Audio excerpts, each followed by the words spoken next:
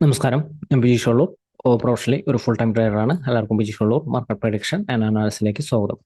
നമുക്ക് Nifty bank നിഫ്റ്റിയിൽ എന്തൊക്കെയാണ് സംഭവിച്ചിരിക്കുന്നത്, വരും ദിവസങ്ങളിലായാലും എന്തൊക്കെയാണ് സംഭവിക്കാൻ പോകുന്നത്, അങ്ങനെ വ്യക്തമായിട്ട് നമുക്ക് ഈ ഒരു ട്രെൻഡ്, ഈ ഒരു ട്രേഡുകളൊക്കെ നമുക്ക് വരും ദിവസങ്ങളിൽ നമുക്ക് എങ്ങനെ മാനേജ് ചെയ്യാം. അതിന് മുൻപ് തന്നെയായിട്ട് നിഫ്റ്റിയുടെ ഒരു ട്രെൻഡ് കഴിഞ്ഞ ദിവസത്തിൽ സൂചിപ്പിച്ചിരുന്നത് തന്നെയാണ്. എന്നാലും ആ ഒരു ട്രെൻഡ് ഒരിക്കൽ കൂടി പറയാം. കാരണം നമുക്കൊരു ക്ലിയർ ആയിട്ടുള്ള ഒരു ഡയറക്ഷൻ കിട്ടിയാലാണ്, ഒരു ട്രെൻഡ് കിട്ടിയാലാണ് അതിനനുസരിച്ച് ഇപ്പോഴും ട്രേഡുകൾ പ്ലാൻ ചെയ്യാനായിട്ട് സാധിക്കുന്നത്. നമ്മൾ കഴിഞ്ഞ ദിവസത്തെ വീഡിയോസിൽ പറഞ്ഞത് നിഫ്റ്റി 22,210, 210ന്റെ ഒരു മുകളിലേക്ക്, അതായത് 22,210ന്റെ ഒരു മുകളിലേക്ക് സസ്റ്റെയിൻ ചെയ്താലാണ് ആ ഒരു ബൈയുടെ ഒരു ഓപ്പർച്യൂണിറ്റി ഇന്നത്തെ ദിവസത്തിലായാലും യൂട്ടിലൈസ് ചെയ്യേണ്ടത്. അപ്പോൾ നിഫ്റ്റിയിൽ 22,210ന്റെ ഒരു മുകളിലേക്ക് നിഫ്റ്റി ഒരു ഓപ്പണിംഗിൽ ഒരു ക്യാൻഡിൽ അതിൻ്റെ ഒരു മുകളിലേക്ക് ക്ലോസ് ചെയ്തിട്ടില്ല, അതിൻ്റെ മുകളിലേക്ക് നിലനിർത്തിയാൽ മാത്രമാണ് നമുക്കൊരു ബൈയുടെ ഒരു ഓപ്പർച്യൂണിറ്റി യൂട്ടിലൈസ് ചെയ്യേണ്ടത്. 22,210ന്റെ താഴെ നിന്ന് കഴിഞ്ഞാൽ ഇൻട്രാഡേയിൽ വീക്ക്നെസ് ആവും, ഇൻട്രാഡേയിൽ ഷോർട്ട്സിന്റെ ഒരു ഓപ്പർച്യൂണിറ്റിക്ക് കൂടുതൽ സാധ്യതയുണ്ട് എന്നാണ് നമ്മൾ സൂചിപ്പിച്ചിരുന്നത്. പക്ഷെ തുടക്കത്തിൽ 22,170ഉം 210 റെസിസ്റ്റൻസിന്റെ ഇടയിലായിരുന്നു. അതിനുശേഷം 170ഉം സപ്പോർട്ടും ബ്രേക്ക് ചെയ്തപ്പോൾ നല്ലൊരു ഷോർട്ട്സിന്റെ ഒരു ഓപ്പർച്യൂണിറ്റിയാണ്. നമ്മൾ അടുത്തൊരു സപ്പോർട്ട് നമ്മൾ പറഞ്ഞിരുന്നത് 22,100 സപ്പോർട്ട് നൽകിയിരുന്നത്.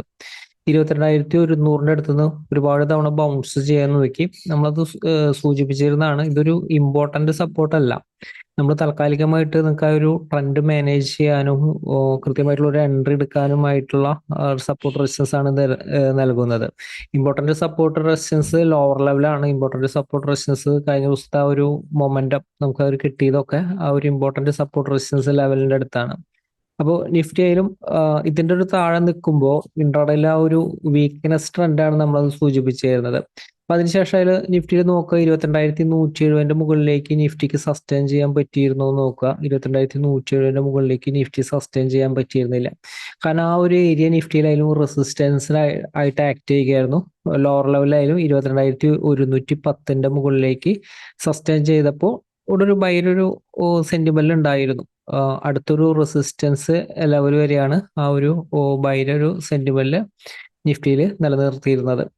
അപ്പോൾ നിഫ്റ്റിയിൽ എക്സാക്റ്റ് ആയിട്ട് ആ ഒരു സപ്പോർട്ട് റെസിസ്റ്റൻസ് ഇവിടെ വർക്ക് ചെയ്ത് നോക്കുക. അപ്പോൾ നിഫ്റ്റിയിലും ആ ഒരു വീക്ക്നെസ് ട്രെൻഡ്, ഇപ്പോൾ നിഫ്റ്റിയിലും വരും ദിവസങ്ങളായാലും ഇതൊരു ട്രെൻഡ് റിവേഴ്സൽ അല്ല, ഇതൊരു ട്രെൻഡ് നെഗറ്റീവ് എന്ന് പറയുന്ന ഒരു സിറ്റുവേഷൻ അല്ല. നിഫ്റ്റിയുടെ ട്രെൻഡ് നെഗറ്റീവ് എന്ന് പറയുന്ന ഒരു സിറ്റുവേഷനിലേക്ക് വരണമെങ്കിൽ നിഫ്റ്റി 22,010ന്റെ ഒരു താഴത്തേക്ക് ഒരു ക്ലോസിംഗ് ബേസിസിൽ നിലനിർത്തിയാലാണ് ട്രെൻഡ് റിവേഴ്സൽ ആയിട്ട് കാണുന്നത്. ഇത് ഇൻട്രാഡേയിൽ ഒരു വീക്ക്നെസ് ട്രെൻഡാണ്. ട്രെൻഡ് സ്റ്റിൽ പോസിറ്റീവ് തന്നെയാണ്. പക്ഷെ ഇൻട്രാഡേയിൽ കൃത്യമായിട്ട് മാനേജ് ചെയ്താൽ നമുക്ക് എക്സാക്റ്റ് ആയിട്ടുള്ള ഒരു സപ്പോർട്ട് റെസിസ്റ്റൻസ് അനുസരിച്ച് നിലനിൽക്കാമെന്നാണ് നമ്മൾ സൂചിപ്പിച്ചിരുന്നത്. അതുപോലെ തന്നെ പ്രത്യേകം ശ്രദ്ധിക്കേണ്ടത് 22,010ന്റെ ഒരു താഴെ ജസ്റ്റ് ഒന്ന് ക്ലോസ് ചെയ്തതിന് ശേഷം വീണ്ടും അതിന്റെ മുകളിലേക്ക് തിരിച്ചു കയറി. അപ്പൊ എപ്പോഴും സ്റ്റോപ്പ് ലോസ് എന്ന് പറയുന്നത്, ഇൻ കേസ് ഒരു ഷോർട്ട്സിന്റെ ഒരു ഓപ്പർച്യൂണിറ്റി ഇവിടെ യൂട്ടിലൈസ് ചെയ്യുന്നുണ്ടെങ്കിൽ സ്റ്റോപ്പ് ലോസ്, ഏറ്റവും ചെറിയൊരു സ്റ്റോപ്പ് ലോസ് മെയിൻറ്റെയിൻ ചെയ്യാനായിട്ട് ശ്രമിക്കാം. അതായത് ഇതിന്റെ ഒരു മുകളിലേക്ക് ഒരു ക്യാൻഡിൽ ക്ലോസ് ചെയ്താൽ ഒരു കാരണവശാലും പൊസിഷൻ ഹോൾഡ് ചെയ്ത്, നമ്മൾ പലതവണ സൂചിപ്പിച്ചിട്ടുള്ളതാണ്, തിരിച്ചതിന്റെ മുകളിലേക്ക് കയറുകയാണെങ്കിൽ അത് മാർക്കറ്റിന്റെ ഒരു വോളറ്റൈൽ മൊമെന്റത്തിനെയാണ് സൂചിപ്പിക്കുന്നത്. അത് അടുത്തൊരു റെസിസ്റ്റൻസ് ലെവൽ വരെയാണ് ആ ഒരു മൊമെന്റം. പിന്നെ ഒരു കാരണവശാലും ഇതിന്റെ മുകളിലേക്ക് സസ്റ്റെയിൻ ചെയ്താൽ ഒരു കാരണവശാലും ഷോർട്ട്സിന്റെ ഒരു ഓപ്പർച്യൂണിറ്റി യൂട്ടിലൈസ് ചെയ്യരുത്. അതായത് റെസിസ്റ്റൻസിന്റെ മുകളിലേക്ക് സസ്റ്റെയിൻ ചെയ്ത ഷോർട്ട്സിന്റെ ഒരു ഓപ്പർച്യൂണിറ്റി യൂട്ടിലൈസ് ചെയ്യരുത്. അടുത്ത ഷോർട്ട്സിന്റെ ഓപ്പർച്യൂണിറ്റി എപ്പോഴും റൈറ്റ് റെസിസ്റ്റൻസിന്റെ അടുത്ത് നിന്ന് കിട്ടുന്നുണ്ടെങ്കിൽ മാത്രമാണ് ആ ഒരു ഷോർട്ട്സിന്റെ ഒരു ഓപ്പർച്യൂണിറ്റി യൂട്ടിലൈസ് ചെയ്യേണ്ടത്. അവസാനത്തെ ഒരു സെക്ഷനിലായാലും ആ ഒരു പ്രോഫിറ്റ് ബുക്കിംഗ് വന്നതിന് ശേഷം നിഫ്റ്റി ക്ലോസ് ചെയ്തിരിക്കുന്നത് 22,122 എന്ന് പറയുന്ന പോസിറ്റീവ് ക്ലോസിംഗ് ആണ്.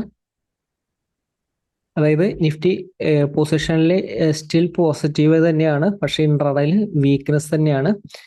നമുക്ക് വരും ദിവസങ്ങളിലായാലും ഈ ഒരു ട്രെൻഡ് നമുക്കത് എങ്ങനെ മാനേജ് ചെയ്യാൻ പറ്റും, ഏതൊരു റേഞ്ചിന്റെ ഒരു മുകളിലാണ് നമുക്കൊരു ബൈക്ക് കൂടുതൽ ഇമ്പോർട്ടൻസ് നൽകേണ്ടത്, ഏതൊരു ലെവലിന്റെ താഴെയാണ് ഷോർട്ട് സെല്ലിന് കൂടുതൽ ഇമ്പോർട്ടൻസ് നൽകേണ്ടത്, ഏതാണ് സപ്പോർട്ട് റെസിസ്റ്റൻസ് ലെവൽ എന്ന് നമുക്ക് നോക്കാം. അപ്പോൾ നിഫ്റ്റിയിലും ഇപ്പോൾ വരും ദിവസങ്ങളിലായാലും മാനേജ് ചെയ്യേണ്ടത് ശ്രദ്ധിക്കാം. ഇതനുസരിച്ച് മാനേജ് ചെയ്താൽ എക്സാക്റ്റ് ആയിട്ട് നമുക്ക് നിഫ്റ്റിനെ മാനേജ് ചെയ്യാനായിട്ട് സാധിക്കും. ഹയർ ലെവല് റെസിസ്റ്റൻസ് 22,210 തന്നെ റെസിസ്റ്റൻസ് ആണ്. പക്ഷെ അതിന് മുകളിലായാലും തൊട്ടടുത്തായാലും റെസിസ്റ്റൻസ് കാണുന്നുണ്ട്. അപ്പൊ അതുകൊണ്ട് തന്നെ ക്വിക്കായിട്ടുള്ള ഒരു പ്രോഫിറ്റ് ബുക്കിംഗ് ആണ് സേഫ്. ഇൻ കേസ് റെസിസ്റ്റൻസിന്റെ അടുത്ത് എത്തുമ്പോൾ ക്വിക്കായിട്ട് പ്രോഫിറ്റ് ബുക്കിംഗ് ചെയ്യുക. 22,210ന്റെ മുകളിലാണ് വലിയൊരു ഗ്യാപ്പ് അപ്പ് ഓപ്പണിംഗ് ആണ്. ഈ ഒരു റെസിസ്റ്റൻസ് ഏരിയയിൽ എത്തുമ്പോൾ പ്രോഫിറ്റ് ബുക്കിംഗ് നടത്തുക. ഇതിന്റെ മുകളിലേക്ക് സസ്റ്റെയിൻ ചെയ്താൽ മാത്രമാണ് അടുത്തൊരു ബൈരോ ഓപ്പർച്യൂണിറ്റി യൂട്ടിലൈസ് ചെയ്യേണ്ടത്. ഗ്യാപ്പ് അപ്പ് ഓപ്പണിംഗ് ആയിരുന്നാലും 22,210 താഴെയാണെങ്കിൽ ഷോർട്ട്സിന്റെ ഒരു ഓപ്പർച്യൂണിറ്റി യൂട്ടിലൈസ് ചെയ്യാവുന്നതാണ്. ചെറിയ ടൈം ഫ്രെയിലോ വലിയ ടൈം ഫ്രെയിലോ കിട്ടിക്കഴിഞ്ഞാൽ യൂട്ടിലൈസ് ചെയ്യാം. നമ്മൾ കഴിഞ്ഞ ദിവസത്തിൽ പറഞ്ഞിരിക്കുന്ന 22,170 റെസിസ്റ്റൻസ് ഇവിടെ നൽകിയിട്ടില്ല. പക്ഷേ ജസ്റ്റ് ഒന്ന് നോട്ട് ചെയ്ത് വെച്ചാൽ മതി. അതായത് സപ്പോർട്ട് ശരിക്കും കാണും. നമുക്ക് എൻട്രി എടുക്കാവുന്ന ഒരു സപ്പോർട്ട് ആയിട്ട് കാണുന്നത് 22,140 അതായത് നിഫ്റ്റി ഇൻ കേസ് ചെറിയൊരു ഗ്യാപ്പ് അപ്പ് ഓപ്പണിംഗ് ആണ് 22,140 മുകളിലാണെങ്കിൽ പ്രത്യേകം ശ്രദ്ധിക്കുക. 170 മുകളിലേക്കും കൂടി സസ്റ്റെയിൻ ചെയ്യാനായിട്ട് ശ്രദ്ധിക്കുക. 22,140 ഹോൾഡ് ചെയ്തുകൊണ്ട് 22,170 മുകളിലേക്ക് ഒരു ക്യാനിൽ ക്ലോസ് ചെയ്താൽ ബൈര ഓപ്പർച്യൂണിറ്റി യൂട്ടിലൈസ് ചെയ്യാം.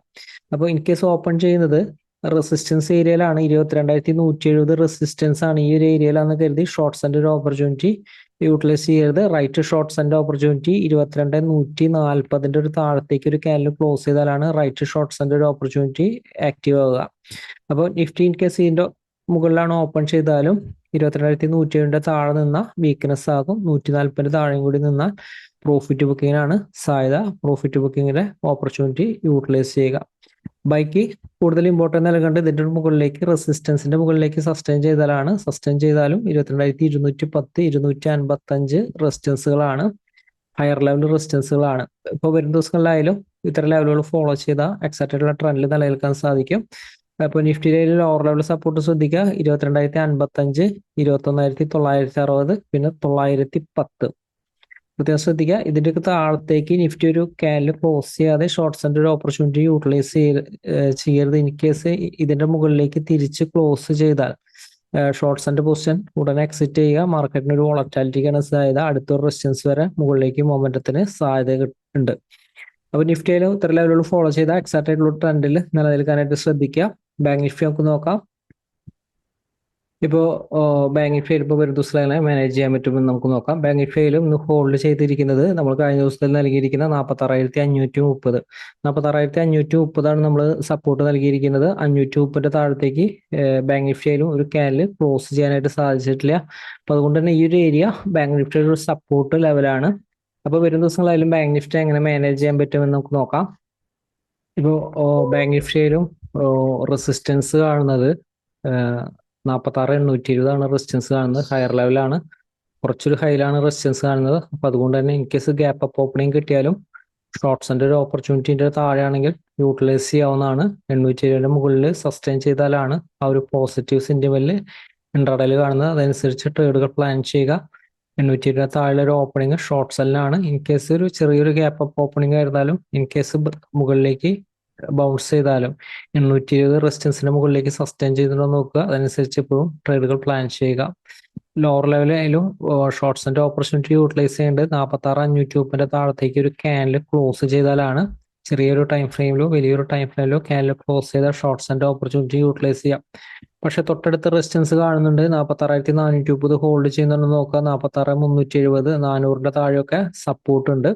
പക്ഷെ ആ ഒരു സപ്പോർട്ട് സ്ട്രെങ്ത് കിട്ടണമെങ്കിൽ തിരിച്ച് ഇതിന്റെ മുകളിലേക്ക് റെസിസ്റ്റൻസിന്റെ മുകളിലേക്ക് കയറി കഴിഞ്ഞാൽ മാർക്കറ്റ് വോളറ്റാലിറ്റിക്കാണ് സാധ്യത. മാർക്കറ്റിന് ഒരു സ്ട്രെങ്ത് ഉണ്ട് എന്ന് മനസ്സിലാക്കാം. മാർക്കറ്റ് സ്റ്റിൽ പോസിറ്റീവിലാണ്. നിഫ്റ്റിയും ബാങ്ക് നിഫ്റ്റിയും സ്റ്റിൽ പോസിറ്റീവ് സെന്റിമെന്റിലാണ്. ഇൻട്രാഡേയിൽ ആ ഒരു വീക്ക്നെസ് ആണ്. ഇൻട്രാഡേയിൽ ആ ഒരു സപ്പോർട്ടിന്റെ താഴെയുള്ള ഒരു ഓപ്പണിങ്ങും സപ്പോർട്ടിന് താഴെ സസ്റ്റെയിൻ ചെയ്യുന്നതും ആ ഒരു വീക്ക്നെസ് ആണ് നമ്മൾ ഇന്നത്തെ ഒരു മാർക്കറ്റിൽ കണ്ടിരിക്കുന്നത്.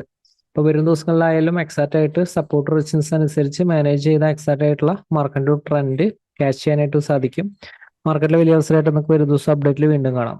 എല്ലാവരെയും വലിയ ഷെയറുകളും കമ്പനികളും പ്രതീക്ഷിക്കുന്നു. എല്ലാവർക്കും നന്ദി.